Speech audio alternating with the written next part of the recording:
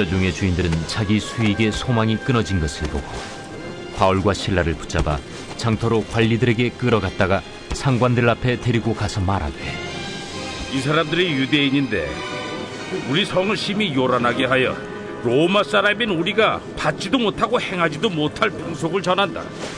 무리가 일제히 일어나 고발하니 상관들이 옷을 찢어 벗기고 매로 치라 하여 많이 친 후에 옥에 가두고 간수에게 명하여 든든히 지키라 하니, 그가 이러한 명령을 받아 그들을 깊은 옥에 가두고 그 발을 착고에 든든히 채웠더니 한밤중에 바울과 실라가 기도하고 하나님을 찬송하며 죄수들이 듣더라.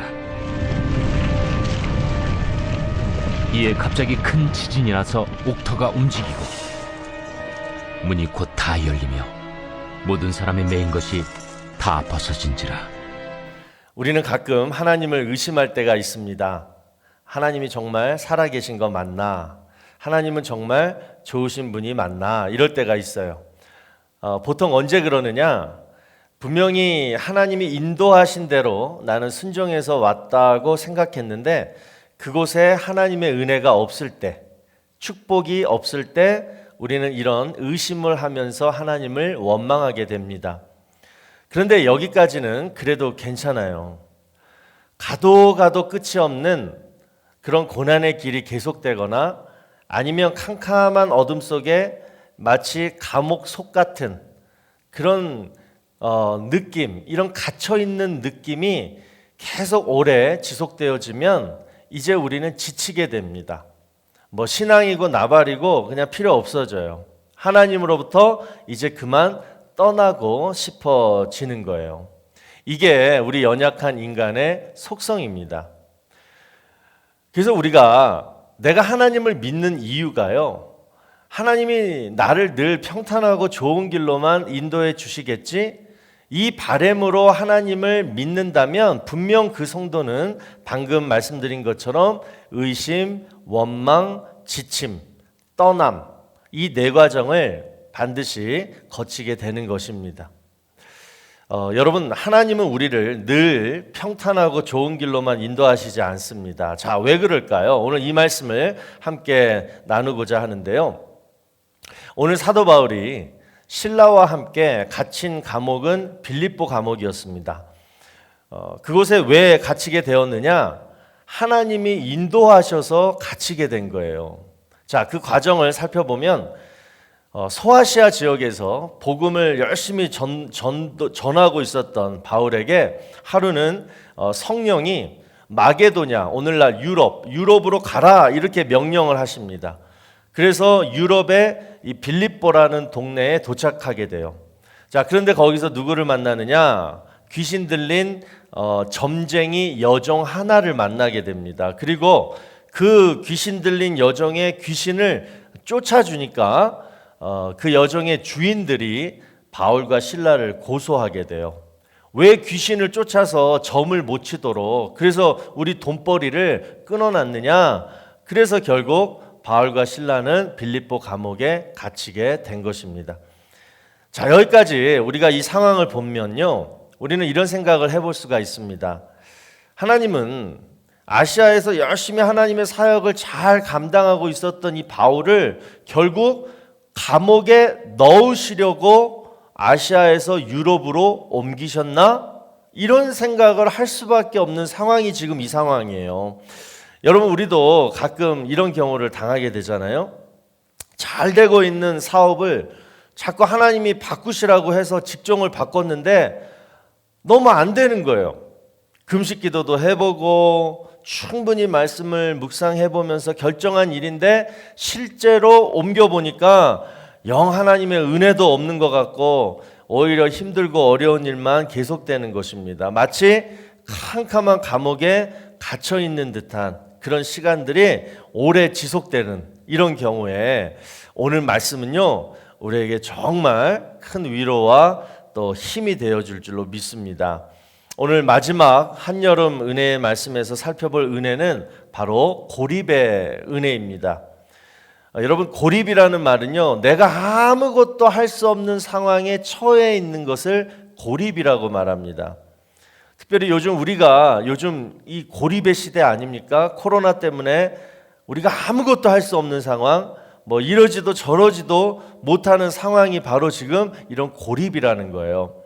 자, 우리는 보통 이 고립이 되면요, 세 가지를 경험하게 됩니다. 자, 첫 번째는 억울함. 억울해요. 왜 나한테 이런 일이 생기지? 자, 두 번째는 후회. 그때 잘할 걸. 그때 그런 결정하지 말 걸. 그때 그러지 말았어야 되는데, 이런 하염없는 후회가 나옵니다. 그리고 마지막 세 번째는 기다림이에요. 이제 방법이 없어요. 이 상황이 끝날 때까지 그냥 기다려야 되는 거예요. 이 세 가지 외에는 내가 할 수 있는 것이 아무것도 없습니다. 그래서 바로 이게 고립이에요. 그런데 중요한 것은 하나님은 이런 고립을 우리로 하여금 경험하게 인도하신다는 것입니다. 특별히 누구한테? 하나님이 사랑하시는 자, 특별히 하나님이 함께 하시는 자에게는 이런 경험이 찾아와요. 자, 왜 그럴까요? 왜 이런 일이 하나님이 사랑하시고 하나님이 지금 함께 하시는 자에게 이런 고립이 찾아올까요?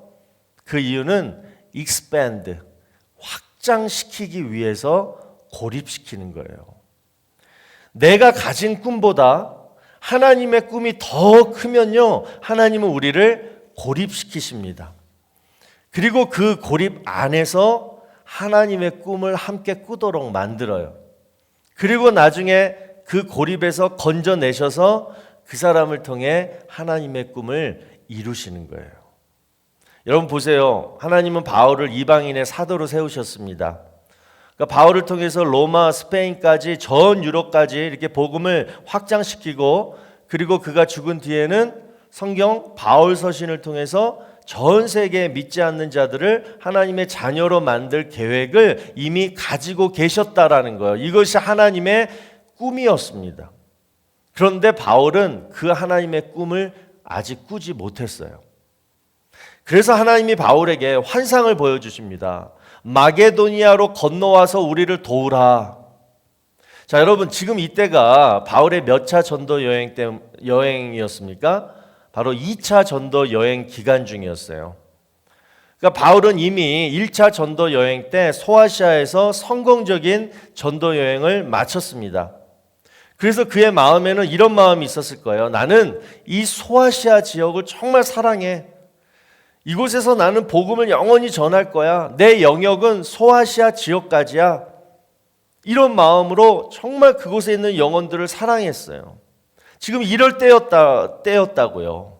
그런데 하나님은 아니었던 거예요. 더 큰 지역, 더 큰 사역, 더 많은 영혼들을 바울에게 맡기고 싶었던 거예요. 그래서 마게도냐, 유럽으로 부르십니다.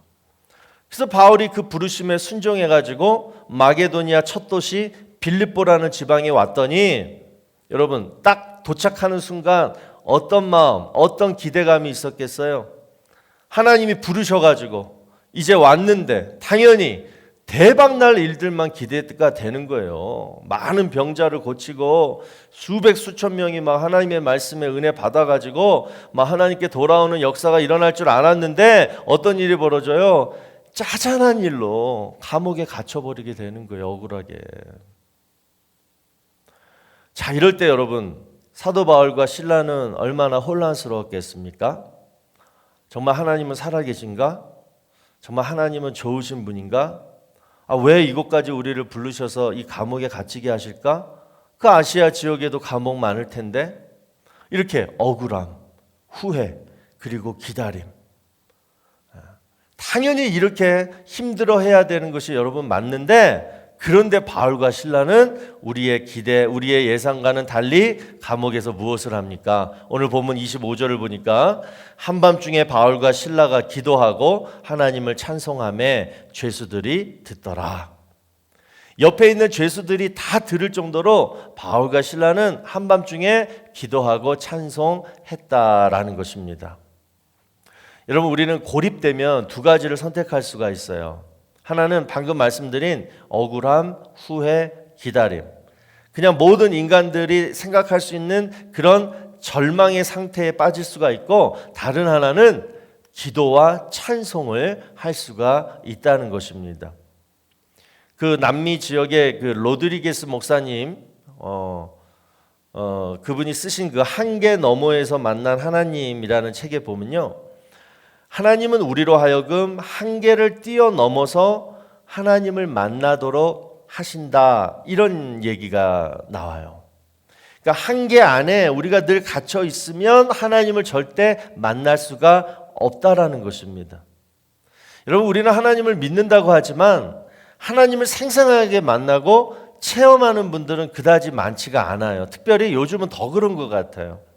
제가 어렸을 때만 해도요, 이게 항상 교회 분위기가 늘 간증 얘기, 언제 기도 응답 받았다라는 얘기, 막 그런 얘기들이 교회 안에서 막 늘 있어 왔습니다.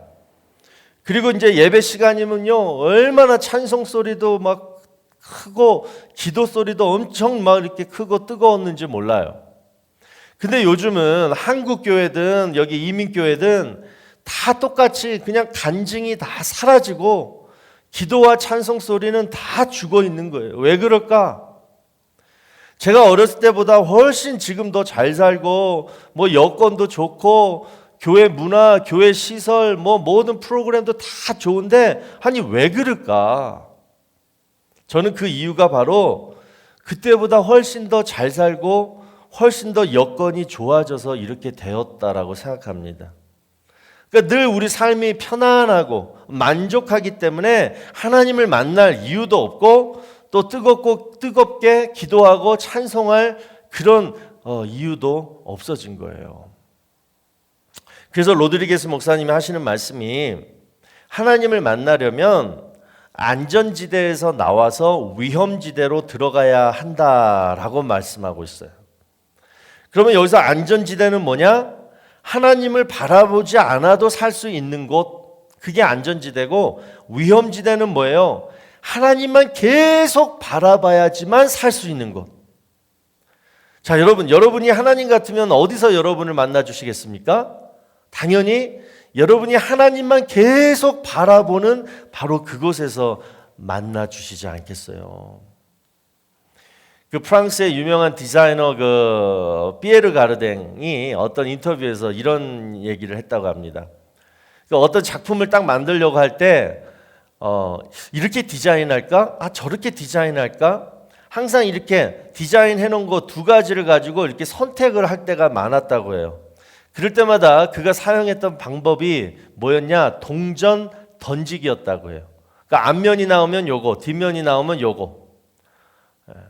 그래서 자기가 선택한 동전의 면이 나오면 그냥 다른 거 생각하지 않고 바로 그 디자인을 택해서 그냥 밀고 나갔다라는 것입니다. 자, 그러면서 기자가 어떻게 그렇게 할 수가 있어요? 어떤 이유로 그렇게 확신을 가지고 디자인을 선택할 수가 있어요? 했더니만 그분이 하는 말씀이 뭐예요? 나는 이것이든 저것이든 어떤 디자인이든 둘 다 자신이 있기 때문에 그래요. 그렇게 얘기했다고요. 여러분, 우리 가만히 보세요. 우리는 어떤 일을 선택할 때 이러지도 저러지도 못할 때가 많습니다. 그 이유가 뭐냐? 둘 다 자신이 없고 확신이 없기 때문에 그래요. 그래도 그나마 둘 중에 하나를 선택할 때에는 우리가 어떻게 돼요? 50%의 확신과 50%의 염려, 불안으로 그래도 뭔가를 선택하게 됩니다. 자, 그런데 이런 일은 안전지대에서 일어나는 일들이에요.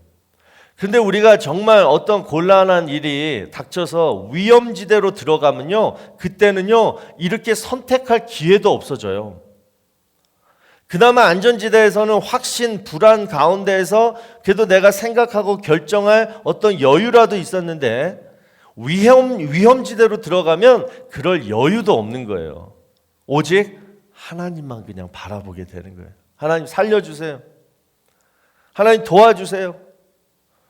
그저 그냥 하나님만 바라볼 수밖에 없게 된다는 것입니다. 그런데 여러분, 참 이상해요. 안전지대에서는 50% 평안, 50% 불안, 두려움이었는데 위험지대에서는 100% 평안만 누릴 수 있게 된다는 것입니다. 누가? 하나님만 바라보고 의지하고 기도하고 찬송하는 사람.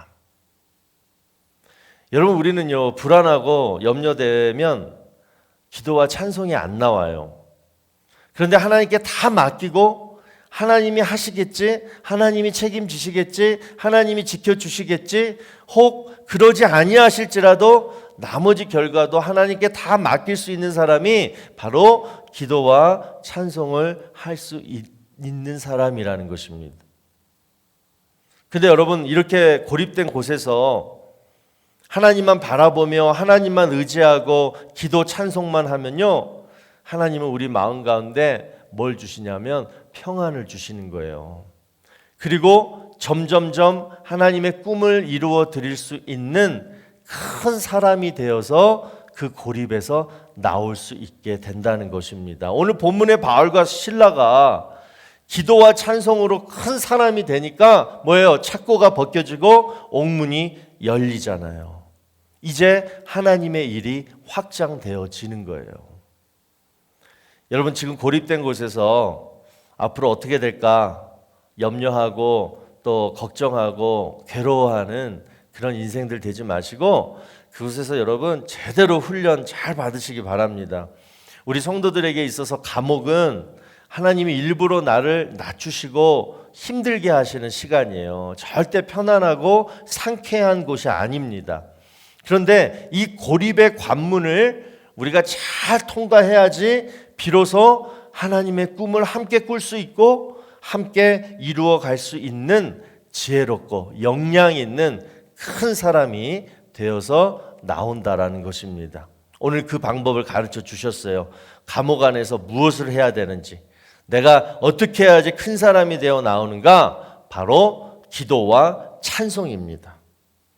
여러분, 내 마음이 너무 힘들어가지고요, 하나님께 기도하고 찬송할 수 없을 때 사실 그때가 성도에게는 가장 캄캄한 감옥이에요. 돈 있어도 건강 있어도 내가 기도 안 하고 찬송 안 하면 그냥 깜빵 생활하고 있는 거예요, 지금. 그동안 그 한여름 은혜의 말씀 들어주신 여러분들 감사드리고요.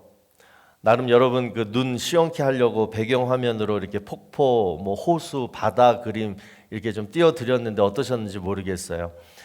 여러분, 우리가 뜨거운 은혜를 하나님으로부터 받으면 마음이 시원해집니다.